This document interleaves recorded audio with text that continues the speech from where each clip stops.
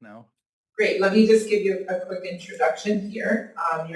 David Blundell is a faculty member at University of California, LA. So I'll let you take it away. Okay. All right, here I am. I am David Blundell. I want to thank everyone to organize this panel session. I am a South Asian specialist, especially on Sri Lanka. I did that for many years, and then I got interested in the life of Dr. Ambedkar. So I'm presenting how, as an anthropologist, I can present his work as a curriculum in my course.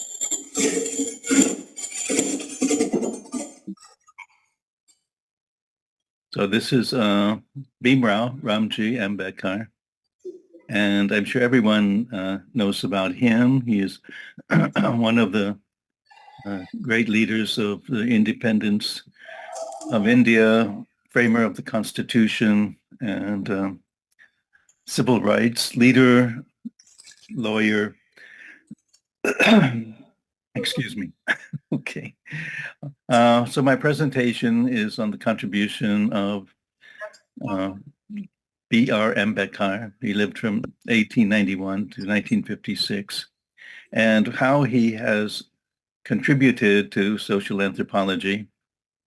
So in my design of a curriculum, I am teaching his values in anthropology.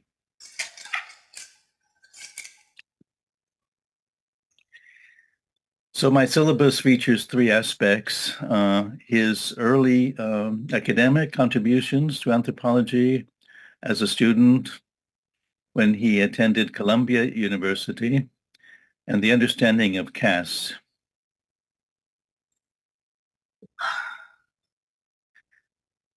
So he proactively applied social sciences, law, economics to uplift people from the grassroots. He was tireless in doing this for the increased awareness and the consciousness to the downtrodden and their humanity. So by applying his beliefs and his understanding of South Asian heritage, I am working on a cultural understanding as South Asia in terms of its social transformation.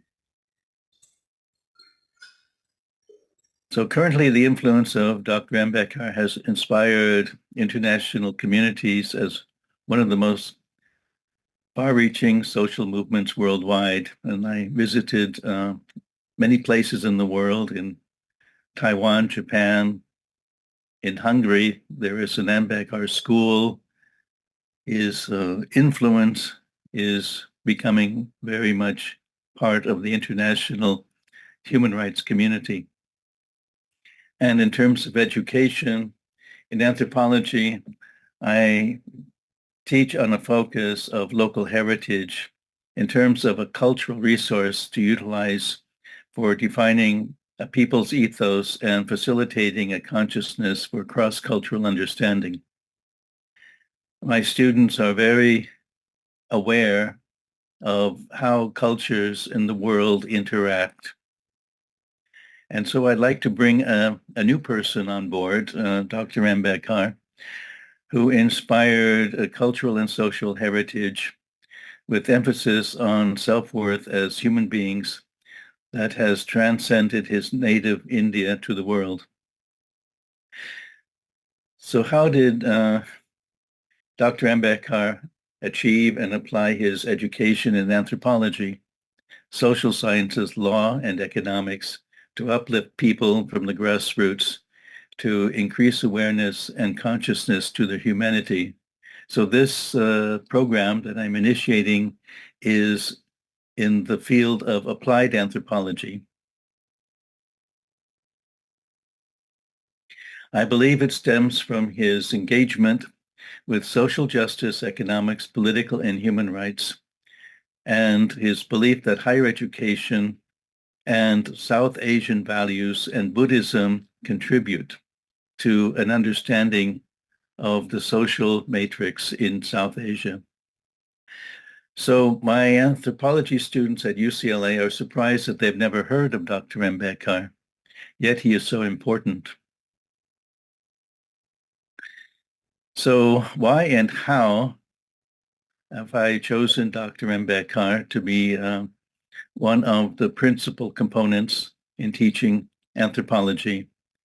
I find him to be a good model, and he has done anthropology. He has worked on cultural origins, religious systems, transformation of societies, administration, constitutional law, cultural revitalization, and questions of heritage. All this he has worked on. In terms of the social sciences and humanities, and he has applied applications of those fields in terms of economic development for the understanding of human beliefs, especially Buddhism, and its literature and archaeology. So on July 29th, 1913, Ambedkar arrived in New York and was admitted to Columbia University.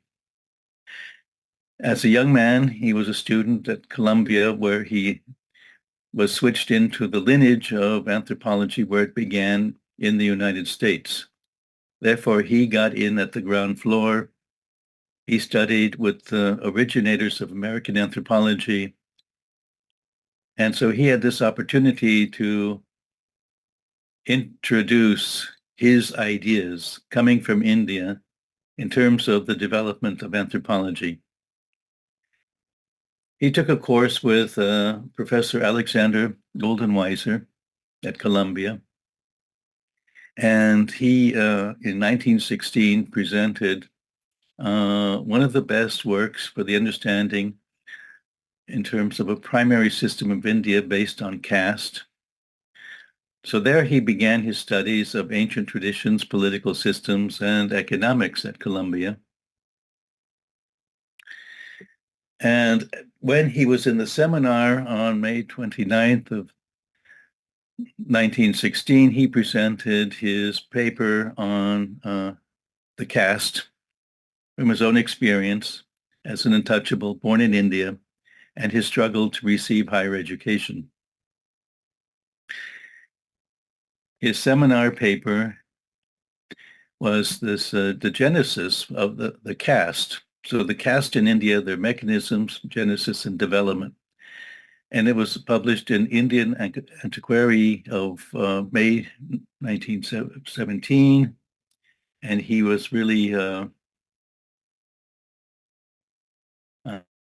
given a lot of praise for that argument that he made about vast population of India suffered from an endogamous caste system. And he was hoping that it was for his people to achieve confidence and self-worth and have mutual recognitions and equal participation in collective affairs. He was a champion. And as a visual anthropologist, I offer cultural documentaries on India and the life of Dr. Ambedkar as a film that I made that I show to my students in the class. And I'm now going to introduce my friend and colleague, Gautam Prabhu, and his foundation for developing in South Asia, especially Tamil Nadu, his Echo Temple. So to be a South Asian Buddhist, this is his goal. He's a lawyer, he's an activist, and he is also interested in anthropology, and he is well read in terms of how anthropology could be useful to reclaim ancient heritage, especially through archaeology.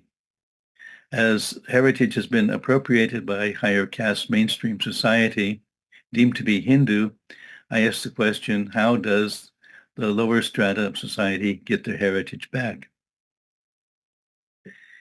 So conserving Buddhist heritage and broken antiques and villages by empowering local communities with knowledge, he has been able to organize social activities benefiting the local communities and to digitize and map relocated Buddhist culture and their traditions.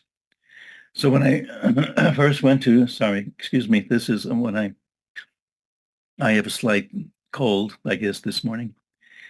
It's been raining here. I'm in Southern California, heavy rains. So I first got to, at the age of 22, I made a tour of Tamil Nadu to the Buddhist sites with a pilgrimage of people from Sri Lanka. And we visited temples that were being used as temples of Shiva and Vishnu. And I found in the shrine there was the statue of the Buddha, but yet dressed or appropriated as the gods that were deemed important by the Hindu community. And the Buddhist community, they had lost touch of their original religious ideas, I guess, over the years, maybe for many years, at least 1,000 years, they were relegated as lower caste people, and they were unable to reach out and to develop their religious practice until recently. So Gautam is developing an eco temple to carry the values of ecological aspects of ancient Buddhist heritage. So what is ancient Buddhist heritage? It was conservation of land, resources. It's kind of a minimalist existence. Many monks were there living in caves, and as they have done and continue to do so in Sri Lanka, and they have developed a kind of ethos for the love of the land and its cherished development. So they also plan to have a digitized museum for maritime Buddhism, and this has been featured by Professor Lancaster for how Buddhism was a maritime endeavor out of India, South India, and it took sea travel routes with Austronesian navigators, Indonesian, who then transferred Buddhism through Indonesia up through China. And so these are the elements of the Eco Temple: environmental utilities and permaculture, that is the culture of agriculture and horticulture that it utilizes what is in the land, the resources of the land. If there's water, if it's dry, if it's desert, what are those resources that are in the land, in the weather, in the climate, in terms of how you can make it useful. And so this permaculture in Tamil Nadu is featuring how the people, the earth and the water and the air, how they are combined into a holistic system. He is utilizing local community activism, and he has invited me as a professor of anthropology to teach courses there in terms of heritage conservation management, and to work on publications and films, and to manage a museum. So now it's happening in Hungary, Taiwan, Japan, other countries, and especially now in Tamil Nadu, for locating and conserving Buddhist statues in villages, people from Europe and Taiwan. Especially, I've gone with Taiwan groups to India and to help with the communities there, and look at their antiquities that I did from the time I was 22 in villages, and then pick up by empowering and organizing social activities benefiting the local communities. So as a Dalit, Gautam, and working with him, we find that we are inspired by the anthropology and development of Dr. Ambedkar and his contributions. So I intend to use my recorded interviews that I did in India, especially from 2001 to 2006, and put them together as a series of the people who knew Dr. Ambedkar.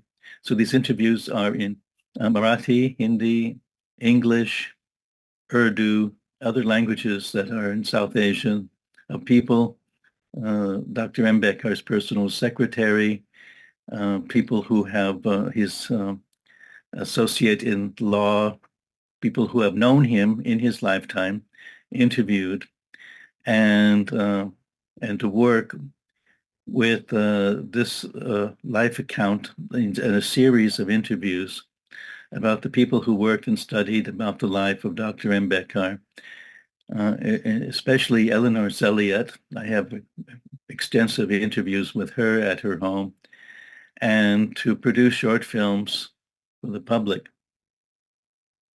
So this visual anthropological collection that I'm working on now should contribute to an archive of Dr. Ambedkar and his work in anthropology and inspiration as a course that I'm developing, and have this archive that I can utilize and in the library at UCLA for future generations.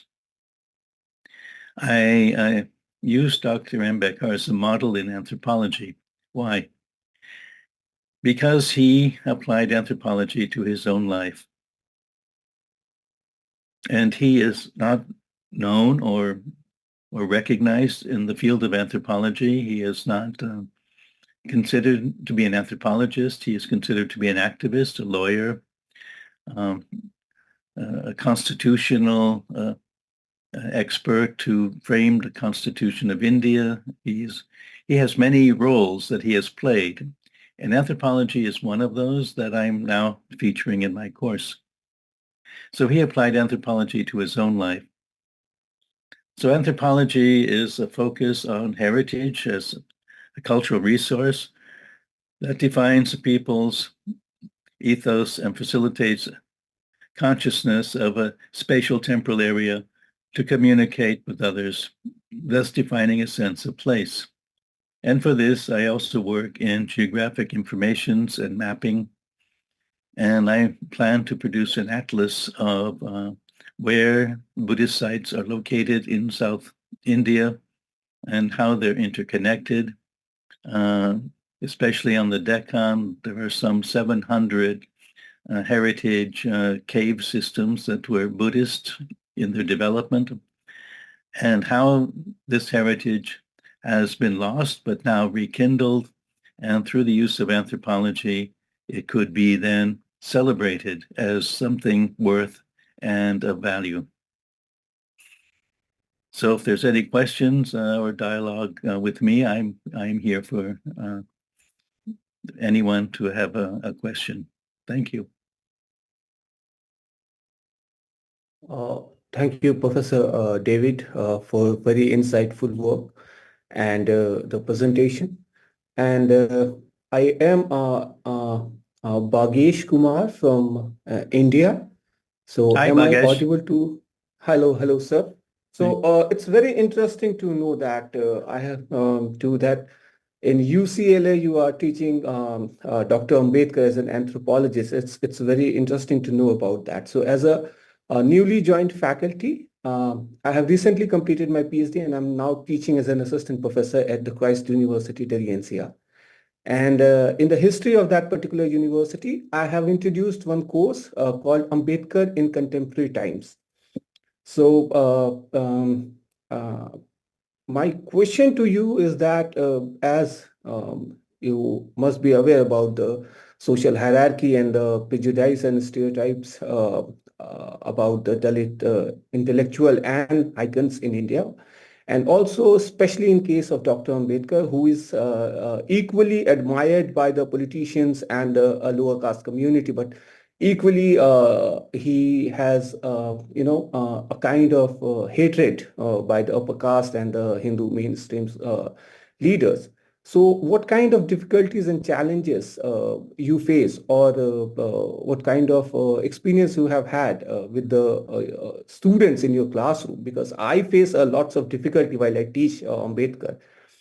So your reflection could be very helpful for me to understand how to approach the course and how to, engage with the students in a more, engaging manner and constructively. So that would be my question to you. Thank you. Thank you, Bagesh. I am an academic and based in California. So this gives me insulation to politics. I have courses and I am working not every term, but on occasion to teach anthropology at the University of Calcutta and other institutions and universities in India. I have worked there and presented this as a course, and especially in terms of Dr. Ambedkar, I have attended meetings in places in India where this has been actually well received. And again, I am insulated because the people who invite me and the conference is to celebrate Dr. Ambedkar, so I don't get any political pushback. I am embraced by what I am doing. So this is, I know in India, if you're going to do this in terms of the political system, this could be difficult. I am with you and to help you if you need any assistance from my way of giving and offering assistance from where I am here. But yet, it's a struggle in Dr. Ambedkar. He struggled, definitely. It was all uphill for him. There's a lot of opposition to him. And he just did not give up. And for my curriculum, I won't give up either. I will pursue this as a way. When I teach this to my students about Dr. Ambedkar and anthropology, it is astonishing to my students who are from, let's say, Mexico, Brazil, the Ukraine, Russia, Japan, Korea, Taiwan, all of the students who are in my class, they are astonished that they have not known of the person who is so well celebrated in India. And so there's a conspiracy of silence about his life and his contribution.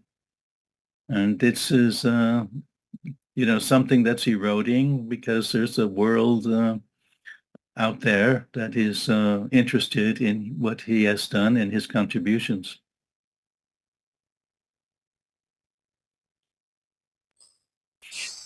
Thank you So Bagesh, I admire you and support what you're doing. And another resource that you could have is Gautam Prabhu. I'm based in Chennai. All right, so. Yeah. Mhm. Thank you. Thank you very much, sir, for the insights. Thank you. Thank you, David. I'm going to ask that if you have questions, you hold them, you can write them down and bring them back at the end of the panel. Just trying to track our time. So thank you very much, David. Thank you. Thank you. It's really, SASA has been very meaningful to me, and I enjoy attending this conference. If not, I could not make it to San Francisco to enjoy all the activities that I expected to do. But I have family matters here where I live in Santa Monica to deal with, and here I am. Sorry, I could not be with you. I would love to. Yeah. Join us in this way, so thank you. Thank you so much. So our next presenter is Deol, and I'm just going to pass it on to you in the interest of time. I can present it.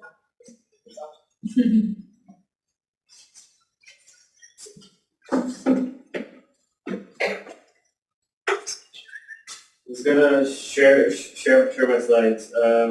First of all, David, thank you for that presentation. I think when you touched on the conspiracy of silence earlier just now, there's some resonance to in my research.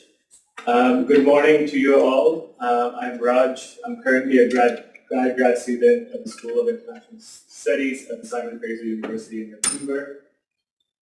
So I previously worked in Nepal with the UN system on development programs.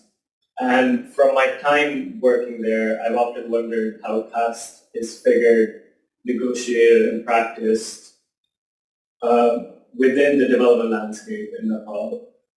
Especially with the onset of social inclusion paradigms, I've expected caste to get the forefront, but in my practice it's not. And this research is a reflection of that practice. And this research tries to essentially locate caste in the UN development system. So my research is entitled Figuring Caste in Development, Thought and Practices in Nepal. It is without a doubt that we find caste-based inequality and discrimination and exclusion that hampers visions and effort of development in Nepal and the broader context of South Asia. The caste system historically and continues to be a mechanism for systemic exclusion. The prevalence of caste can be seen through the inherent caste status being a significant determinant of life opportunities for a fifth of world's population. And this national reality is rooted in Nepal's development. Dalits of Nepal have borne the brunt of omnipresent caste discrimination, the threat of caste violence, and its manifestation in inherent inequality to generations. But on the other hand, in the last decade, we have seen that inclusive paradigm has emerged as a fundamental thing in the development sector, especially with the global adoption of sustainable development goals. With it, its transformative aspiration to ensure that no one is left behind. The Leave No One Behind policy by the UN became the vehicle of social inclusion in development. It entailed reaching further behind and addressing discrimination and inequalities within and between countries. But the question remained to me, when caste is a significant axis of exclusion, should it not be at the forefront of social inclusion discourse and development practice? If yes, where is it? This research attempts to answer how caste is figured in development thought and practice within the UN system in Nepal. In my presentation, I will showcase some findings on development thought, practice, partnership, and culture, and present my conclusions on it. In this research, I understand caste inclusion to be a desirable normative goal, stemming from the ideals of inclusive development paradigms. Centering caste inclusion allows us to examine how caste is figured in development by just positioning it with the Leave No One Behind policy, UN development thought and practice, to the ideals of caste inclusion. When I say caste inclusion, I mean I have conceptualized caste inclusion in the broader understanding of social inclusion because there is such limited theoretical work on what caste inclusion could mean. I have made a meager attempt of it. And I have defined it as following. It's a process of improving the conditions for Dalit and other oppressed caste individuals and communities to take part in society to improve their ability, opportunity, and dignity.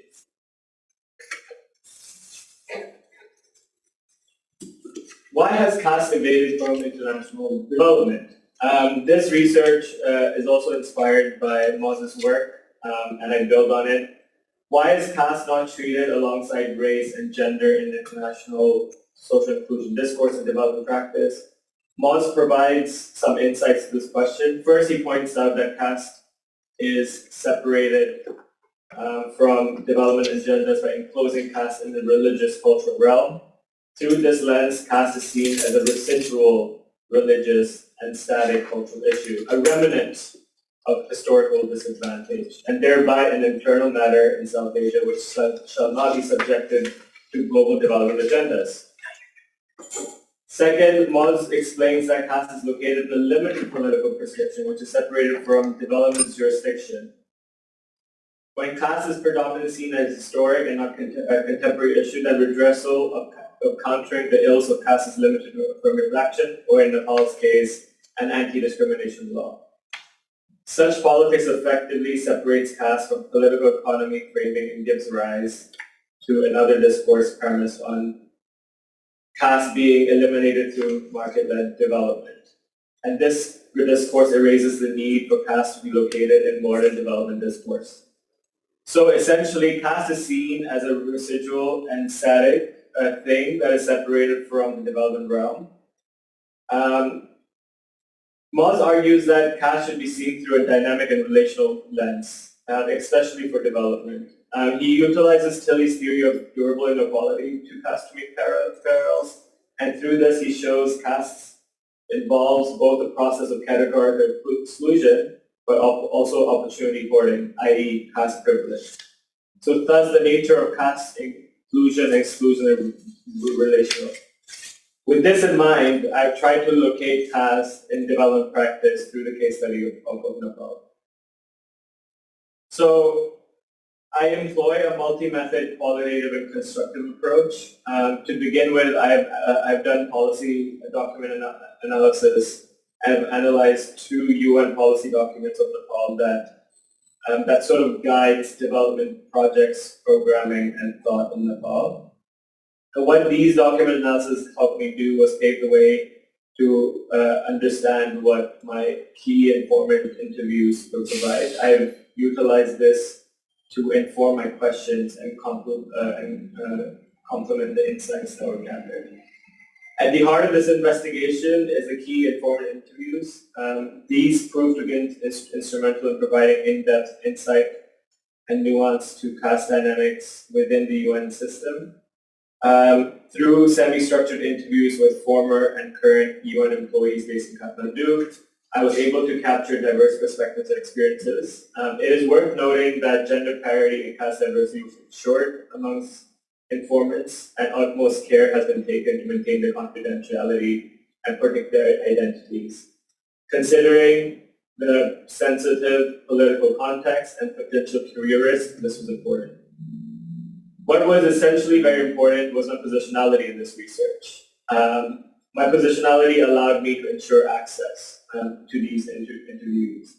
Since previously I was a UN development practitioner and a foreigner to Nepal, I had access to contexts and various circles that allowed me to talk to them. Caste is political, contentious, and sensitive in Nepal. It is difficult to openly talk about caste, and I've clearly encountered it when most of my invitation to interview did not materialize. Now I will present some findings on development thought. So how is caste framed in development thought? Caste is not explicit.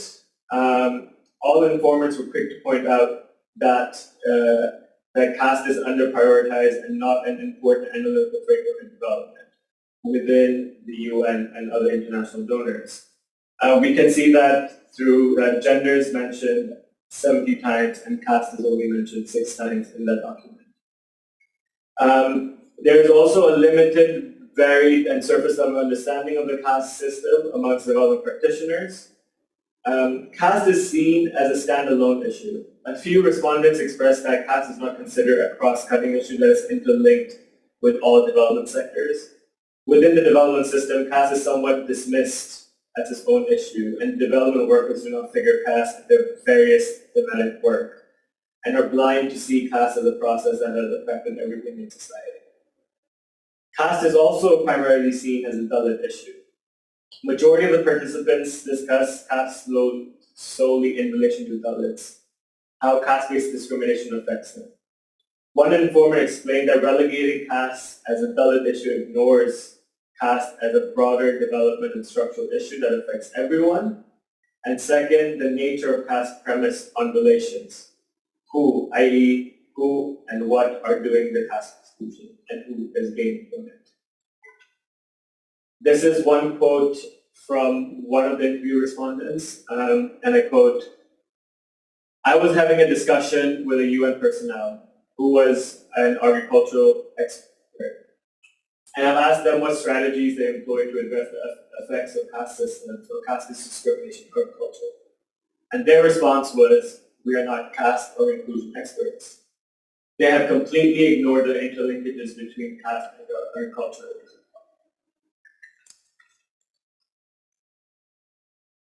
I'll leave everyone a moment to digest that.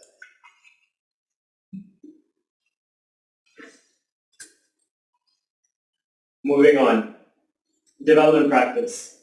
Is caste considered in development practice? When I asked most of my interviewees about whether caste-based lens is integrated in programming cycles of their respective UN agencies, all respondents mentioned that caste is not substantively considered in design, implementation, and monitoring and evaluation of development projects and programs. And there are two major reasons behind this. As much as the Leave No One Behind policy provides opportunities for different axes of exclusion, including caste, to be integrated, it does not, because one, there's a lack of guidance and accountability mechanisms for development practice. There's no accountability mechanism on caste inclusion because there's no development target or goals related to caste. And alongside, to operationalize Leave No One Behind and to include caste marginalized groups, there's no guidance on how to do that. Furthermore, when I asked what development prescriptions are there for caste-based discrimination, most interviewees say that the UN development system are focused on increasing access to resources and strengthening rules and legal mechanisms. It is not a prescription that is based on structural transformation or social transformation, but it is only focused on access to resources. Furthermore, data practices has been a huge part of the Leave No One Behind policy, but what it has essentially done, it is focused on numeric representation of maybe Dalit groups and other caste marginalized groups, rather than meaningful engagement with them. This is a quote from another UN development worker, and I quote, he says, "We see them as a vulnerable community who are economically deprived, who get less opportunity and access. We tend to ensure service delivery and economic empowerment, but structural discrimination is not adequately addressed." So the focus here is primarily on targeting Dalit communities rather than having a whole of society approach to see how structural discrimination can be diminished.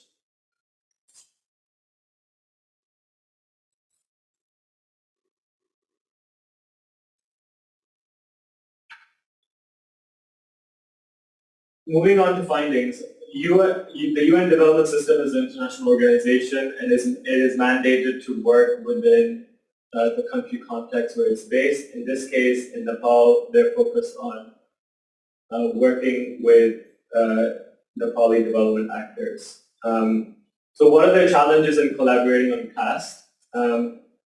Most interviewees have expressed that the UN system is prioritizing the relationship with their government counterparts and are heavily concerned about the authorizing environment.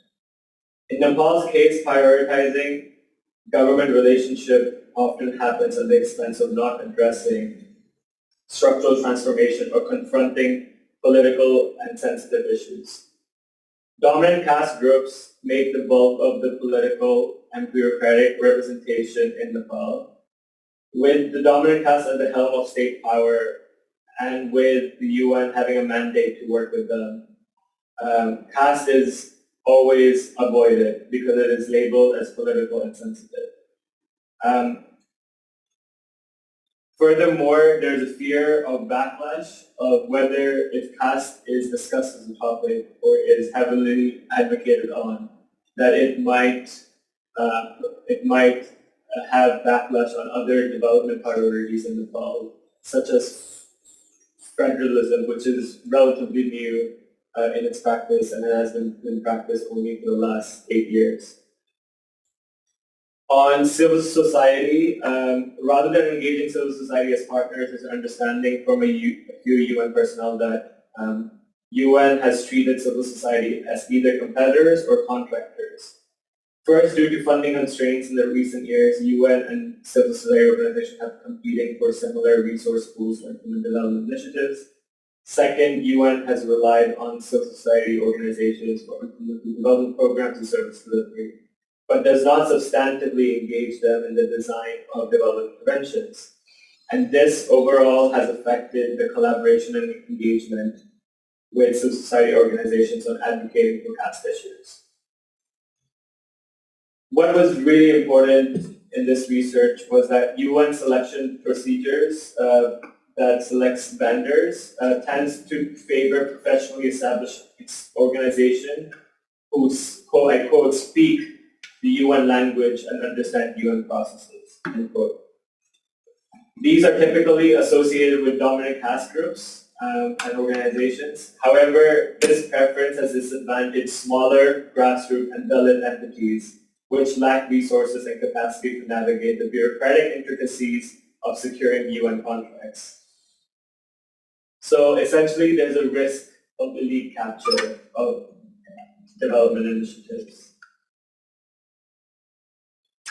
This is another quote that encapsulates what I just said. This UN development worker has said the politicians and the bureaucrats are all people from high caste. So I think we also want to avoid that uncomfortable conversation with the government and avoid spoiling our good working relationship with them. That is why I feel caste is not discussed enough. Because people in power are governments.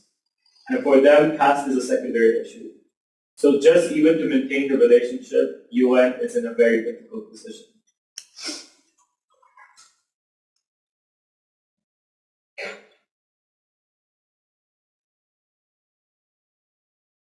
Now I'll present some findings of organization culture in relation to development. How does development organization culture facilitate or not caste inclusion? It is without a doubt that we see there's a lack of caste diversity in development organizations. Staffs are primarily of dominant caste groups. Recruitment processes are blind to caste dynamics. Recruitment processes within the development system at large focus on merit-based recruitment, and they have not seen the effects, or they have not accounted for the effects of caste in terms of education levels and resources. What was interesting was as well, there are a few individuals who are pursuing caste inclusion, the caste inclusion agenda within the UN system. But these are just individuals who are perhaps who have lived experiences of exclusion, either through gender, through the disability, or through caste. But we have not seen that UN has an institutional approach in addressing caste, even within its organization culture. There is a lot of respondents have told me there's apathy and disinterest when discussing caste. Every time caste is approached as a topic, there is this disinterest. There was one example that one of my interviews told me. They have organized a knowledge and a learning session on caste, and the invitations were given to the whole vacancies, but only 3 people showed up out of 60 staff members. Mm-hmm. What this has essentially done, it has created a lack of safe space. Whenever caste is discussed, there is the folks who have brought up caste are labeled as troublemakers or as folks who are obsessed with the caste system. And that fear especially within Dalit bodies, is seen because they have self-censored and self-silenced themselves. There's a stigma to discussing caste within the development system. The fear is also an important part of this because a lot of folks avoid talking about caste because it might have career implications and they might be isolated from opportunities. What most respondents have told me that the leadership, the UN leadership and senior management have an important role to play to facilitate a truly inclusive environment. within. So I think we're to an end. I just wanted to say my findings have informed how Caste has figured in development, because there is there's a lack of work that has been done in this section between Caste and development. My paper is an exploratory research that aims to bring more people in to these discussions. What I have seen within the development system is first that Caste is misdiagnosed. The primary focus, because of the understanding of what the caste system is, the focus is on caste outcomes to improve Dalits and caste marginalized groups outcomes and opportunities, rather than it being a matter of caste relations, of equalizing caste relations, and focusing on structural issues that equalizes opportunity. So in essence, UN focuses on the what of exclusion rather than the why of exclusion. Furthermore, caste is depoliticized. It is well known within international policy spaces that international development organizations tend to avoid politically contentious issues. And so therefore caste is avoided and depoliticized. I must say that caste is social inclusion at large with caste are inherently political endeavors, and they require transformative development approaches. But because the authorizing environment is prioritized, those visions and those aspirations are limited. So there's essentially a disjuncture between the aspiration and the practice in the field. And finally, as David mentioned earlier, there's a conspiracy of silence with Dr. Ambedkar, but also with caste at large. Caste is essentially invisibilized in development because there's a lack of representation and diversity, because there's a lack of safe space that limit individual champions to foster caste. And with this, I thank you all for sharing this journey with me. You can reach out to me at my email for any feedback, suggestions, and further questions. And I'm happy to take questions after. Thank you. Thank you.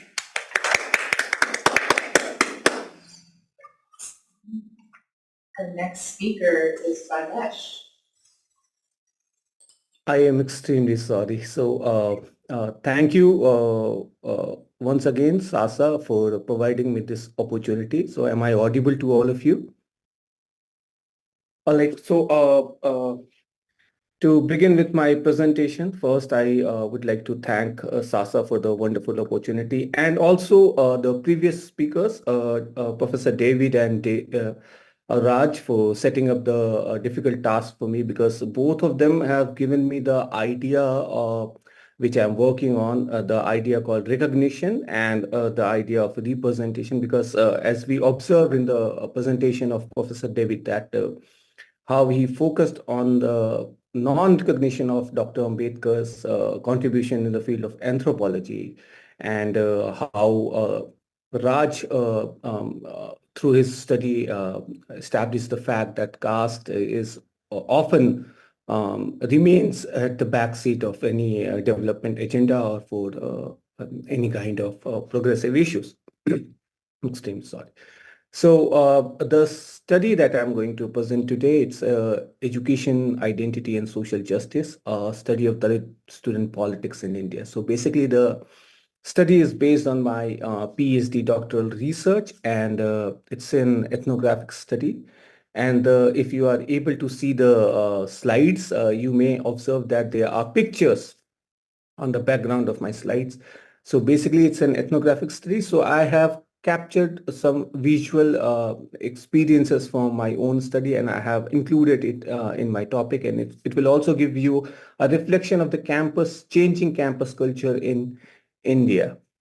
So to begin with, let's set up the scene with the data. And in Indian higher education, the gross enrollment ratio, which is GER, is increasing. And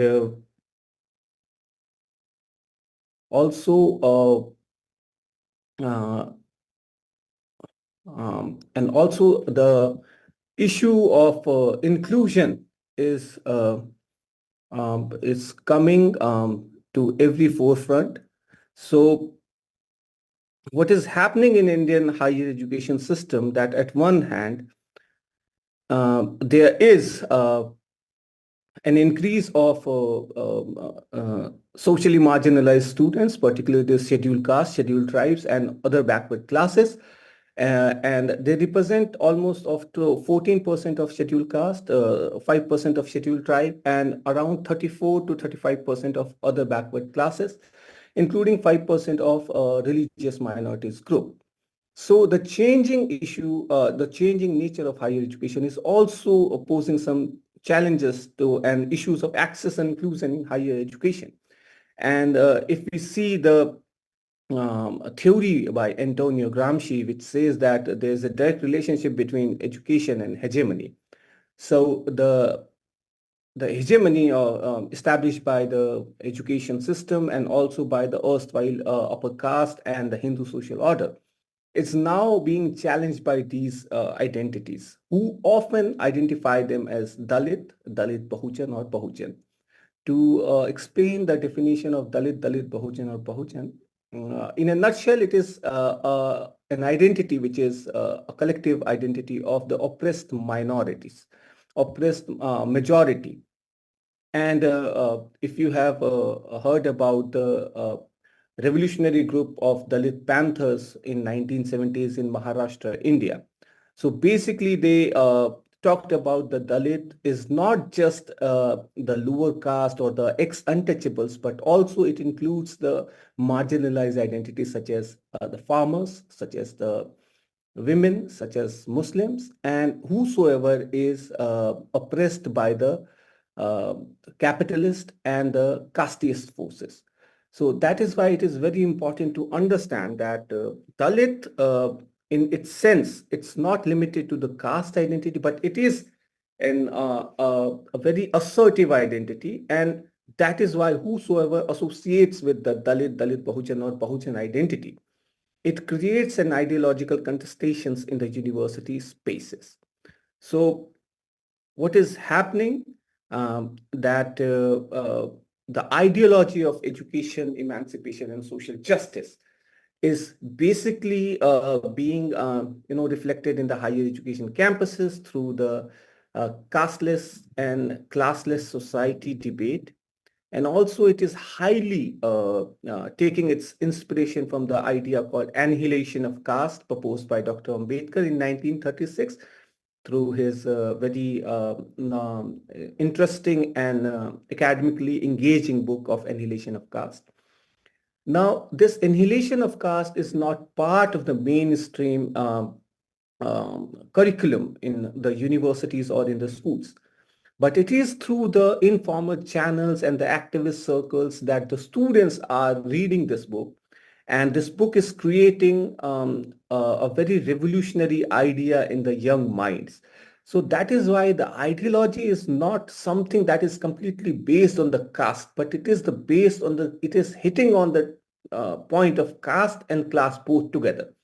That is why it makes uncomfortable to the people who are already in power, that they are being challenged not only based on their class identity, but also what are the benefits associated with their caste and class identity together. So the idea that is often reflected in higher education campuses, and if you happen to visit Indian higher education campuses, you will find that posters are everywhere, which says the slogan of educate, agitate, and organize, which was the slogan given by Dr. Bhimrao Ambedkar in 1942 in the Depressed Class Association meeting. And his contribution that people often ignore, such as the formation of Bahishkrit Hitkarni Sabha.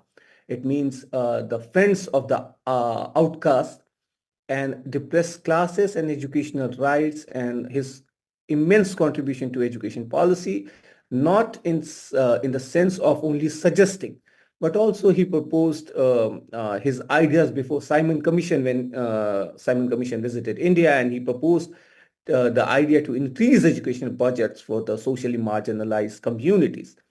And later in his life, he also formed a People's Education Society because he believed in that the idea of education is the most important when it comes to the emancipation of the oppressed classes. So through his whole life, he focused on education and emancipation and social justice. He did not only rely on the support of the then state forces such as British, but he also contributed through his own personal, money and everything that he got. He contributed towards the People Education Society. So now what is happening in India higher education that Dalit icons or the Dalit Bahujan icons such as Ayothi Das, E.V. Ramaswamy Pediyar, Narayan Guru and Ayan Kali, that these personalities who never got a mention and still they did not get any mention in the mainstream academia are now featuring in higher education in India.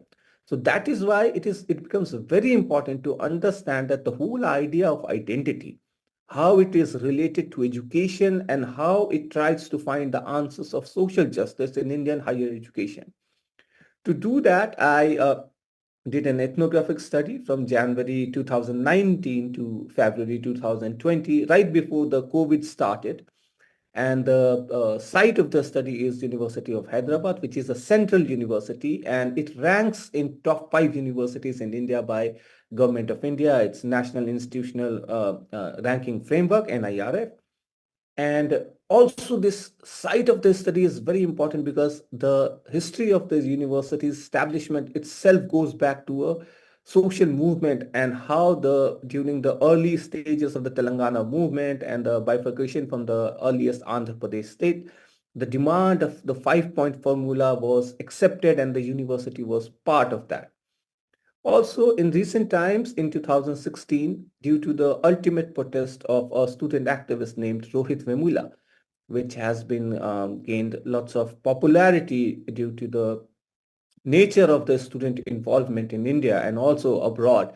Many students from universities in USA, United Kingdom, and other very topmost universities, students participated and sympathized with the oppressed communities in India, and they also participated in various activities by organizing talks in their respective universities. But in India, the situation was completely different. The state oppression and the police brutalities against the student groups later led to a series of student movement in India. So that is why I chose University of Hyderabad or HCU as a site of my study to understand the phenomenon, how it emerged. Also, this university has a long history of organized Dalit movement since the 90s, and it gives a glimpse of the importance of the site. So um, to discuss the whole idea of making of the Dalit student activist, I'm going to represent a case study of a student activist um, who is now working as a faculty member in one of the prestigious university in India. But during 2019, he was facing administrative, issues because he was not allowed to submit his doctoral research, a doctoral thesis, and also there are more than 11 cases pending against this student activist because he happens to be part of the Rohit Vemula movement. So to understand what kind of challenges a Dalit student faces and what is the life trajectory in the higher education campuses, I had an open-ended interview with them, multiple interaction. And since I spent more than a year in that campus, so I built a rapport so that it was not always a recorded interview or one-to-one question and answers, but it was more of rapport building that led me to know about many unspoken words through their expression, many agitation through their anger, and many emotional moments that they could not even utter a single word, but their body language told me about the gravity of the moment that we also discussed later in the discussions. So when I ask about their journey in the higher education, the one what they felt right after joining the university, so the answer was that they felt very uncomfortable due to the cultural shock because they belong to a certain section of the society who never experienced such big buildings, infrastructure, coming from a very low infrastructure, or very difficult life situations where they did not get the equal opportunity to show their merit or capability. So they basically, they when they entered the higher education system, they came from a regional language background, and in higher education in India, especially in the central university, English is the medium of instruction. So that was again a cultural shock, as well as they were not able to speak just because they felt inferior. And also when they tried to ask question just because of the regional put and wrong English or maybe English grammar, they could not ask the question in the right manner, but as the faculties whom they asked the question, they never replied to their question. So it also break their confidence at so many levels. Also, the peers in the classroom, many times they laughed on their accent, and also the way they used to speak in the classroom. So these were the visible markers of the caste discrimination in the classroom spaces. Also, what happened after that, that they felt very discriminated, and the same similar feeling of discrimination among many students who formed another group, and they started reading together by sharing of books, notes, and information. So basically they started sharing the knowledge among each other because they all faced the similar kind of experiences in their life. Also, it's a very interesting incident that I got to know that despite being a reserve category student, one of this respondent told me that they used to join with their caste into friends who belong to the upper caste, and they used to criticize the reservation system in India because it was a refuge for them to not to associate with the identity of being the lower caste, and also they used to question the caste factor in the reservation. And just because the upper caste always emphasize on that the reservation should be based on economic income, and the economic criteria should be primary, but despite being the beneficiary of reservation system, they used to take the position that it should be based on the class factor, not the caste factor, just because to get acceptability among their peers. So, but yes, it's a human nature, and also many times when people, when they read Ambedkar, and also when they read many emancipatory, Dalit icons, and again the seniors who used to talk with them that okay, yes, there are so many issues and difficulties in the life, but you should come to us and you should discuss with us. So they got a kind of acceptance in the university, which was not, they were looking for the same acceptance from their upper caste peers, but they were not getting just because of their the way they looked, the way they talked, the way they appeared before them, they were the way they performed in the classroom, and the way they got their grades. So all the aspect created a different individual who later on their life they found alienated themselves from the mainstream agenda or mainstream discussion in the classrooms or maybe among the peer. So that is why they found the similar experiences, the students who were having the similar difficulties, they formed their own groups, and later on in their life they started working hard to succeed in their life. And this is how they found that caste as a negative experience that they experience in the early childhood, it's imbibed in the social structure, and the realization that they are getting, it is coming through the higher education and the experiences that they are now able to articulate. So that is why they now reflect on the where they were born, the location, and the residential language English, and the being a reserve category student tag. These three tags on any students makes their life very vulnerable in higher education in India, particularly when it comes to the reserve category student tag. It is very important to know that in school education, there is no idea called reservation, admission through reservation. But in higher education, when someone is applying, they have to mention their caste. In school education, they have to mention, but there is no 15% of scheduled caste, 7.5% of scheduled tribe, or 27% of OBC class reservation, because now higher education is highly concentrated on a few sector, few universities, but the school education is entirely filled with the students from socially marginalized, especially the government school, because the private schools are basically they have been mushroomed just because the people who can pay the fees, and definitely the upper middle class and the middle class, who often belong to a certain section of the society who are not as educationally backward, and they send their votes to the schools who are which are private in nature. But if we go to the government school and the government higher education system, then reservation becomes a prominent factor to get admission. If you belong to a certain section of the society, you will get the benefit of reservation, but that ultimately boils down to the failure of reservation system also. So there is two aspects of this whole idea of reservation, that on one hand, the Constitution of India is providing with certain quota.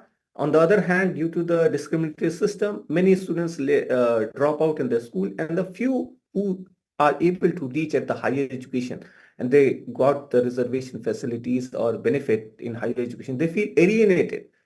So this continuous circle of exclusion, direct and indirect, both ways, creates microaggression amongst the students, that they feel that the higher education is not for them, or maybe the social structure, they do not fit in the social structure.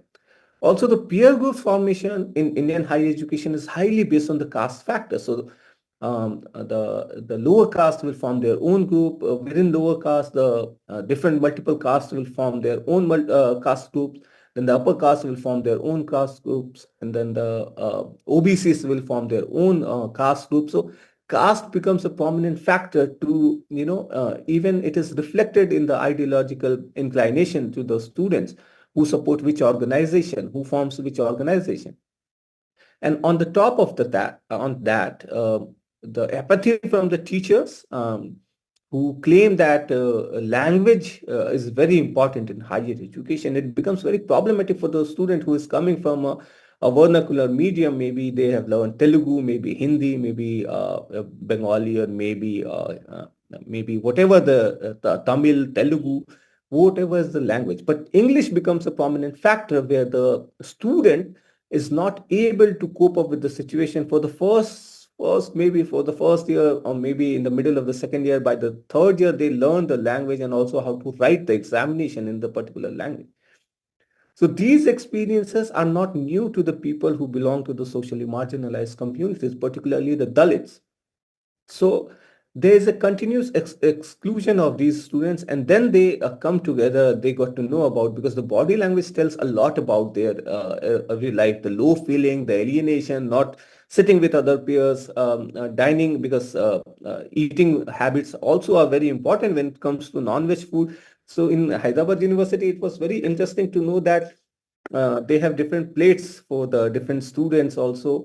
And also these experiences, when you observe this, then you will eventually find that why students form a different kind of group, and why caste identity becomes a prominent factor in any higher education campus in India, because your caste association further opens gates for you in job perspectives, or for getting any job, or maybe getting a good contract, or maybe going for foreign education.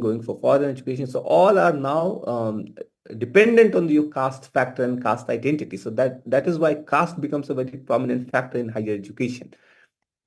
So to conclude the intersections of the education identity and social justice, then I think that the ideology of Dalit Bahujan ideology, of Phule Ambedkarite ideology that the students call themselves, that the critical thinking and the questioning attitude is developed through the education, which is not mainstream education, but the educational access they got in the higher education, higher education, not through the mainstream curriculum, but also through the alternative the reading material or maybe revolutionary books.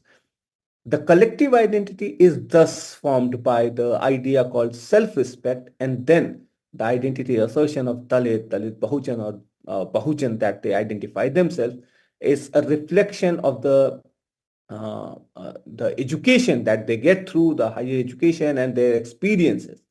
And also the whole idea of equality, it becomes very prominent question to ensure the social justice through reservation, and also it is not related to directly or indirectly to the reservation policies, but it is also related to the idea called representation. Who is dominating in the higher education, in the faculty position, in the student position, in the administrative? So these becomes a very prominent question, the whole idea called social justice, where are my cultural practices, where are my history, where are my icons? They ask these questions. Also, eventually they associate with all the minorities, religious and also economically backward, such as CAA, NRC protest in India and farmers protest in India got support from all the university campuses, also from the Dalit Bahujan student groups. And in the age of neoliberal education policies where graded inequalities are more deepening, so it is also representing the nature of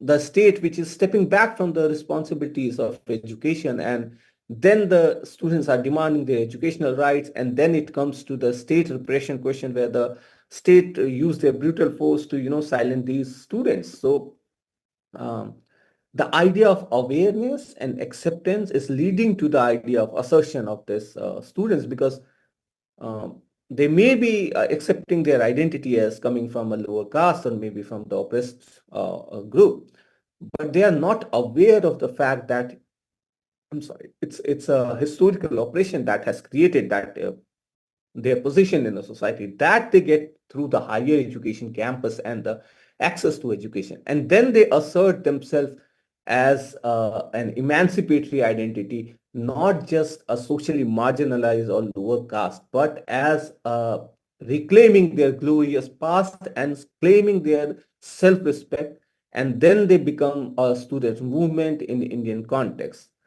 So with those words, I would like to end this presentation. Any question, any suggestion or observation is welcome, and thank you. Thank you for the opportunity. Thank you very much. Thank you. One more speaker. I don't see. They're not coming. They haven't come the whole time. Okay. Okay, so then it looks like we'll open the space up for questions or comments. And I see David's hand up, so David, go ahead. Yes, I have a question for Dr. Kumar. In Taiwan, also indigenous peoples have reservations for their education and opportunity. I have a question. How do you define tribal scheduled castes and the differences?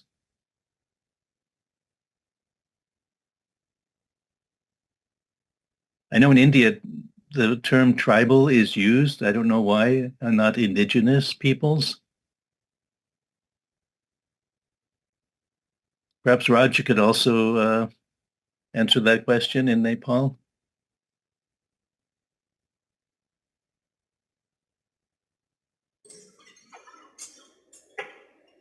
So in the anthropological context, indigenous is the term that we use for people, not tribal, and but yet that's used in India or Nepal, I suppose. In Nepal's context, we use the terminology of Janajati, which in translated words means indigenous. we don't have the concept of tribal scheduled tribes in the Pali law. I think that's predominantly an Indian focused issue.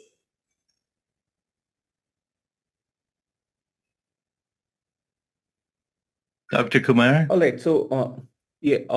Thank you, Professor David, for the question. So, it's interesting to know that in Taiwan there is a policy for the indigenous people there. How in India the scheduled caste and scheduled tribe has been defined? It is basically during the Constitution Committee debate that the socially marginalized groups, what should be a collective term for them. So the Act of 1956, when all the communities which are ex-untouchables got the term of scheduled caste, because the caste names become the part of the scheduled list in India. And as Raj said that in Nepal, the concept is called Janjati. Basically, in India is also, in Hindi, it is called Anusuchit Janjati. It means Anusuchi is the term for use for the schedule. So the scheduled caste is Anusuchit Jati. It means caste which are enlisted in the Constitution and the Government of India list to be beneficiary of the reservation system under the scheduled caste category, the SCs.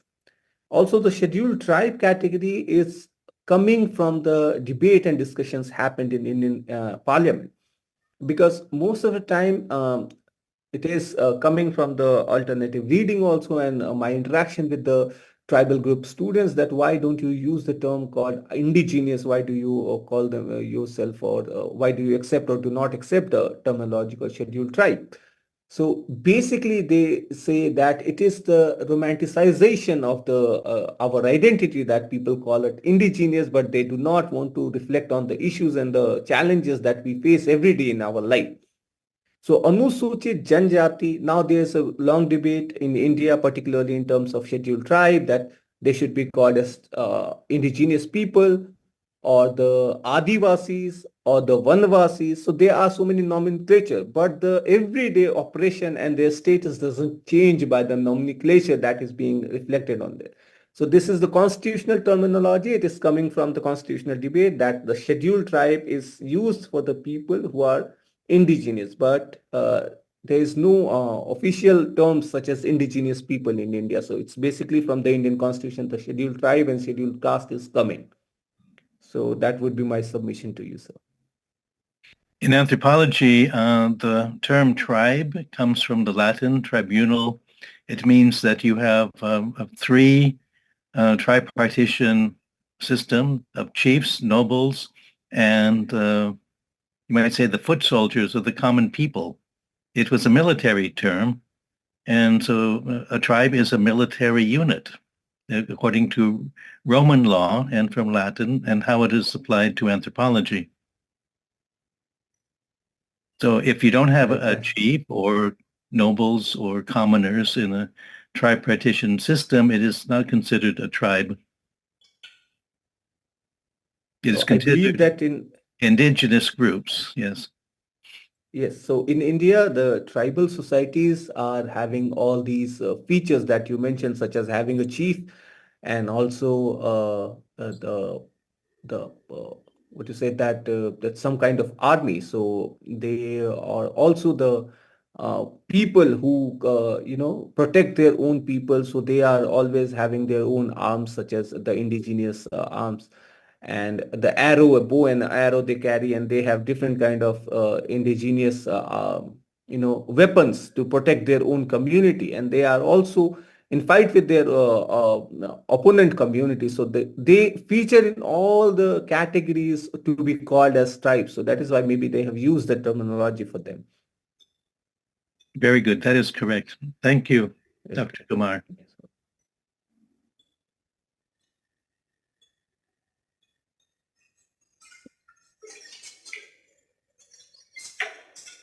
Any other questions? Comments?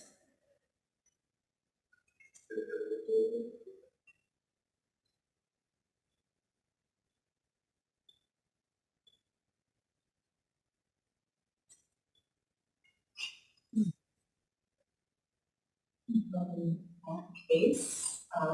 Thank you, David, Bagesh, and Raj, very much for being here today and this panel. Thank you.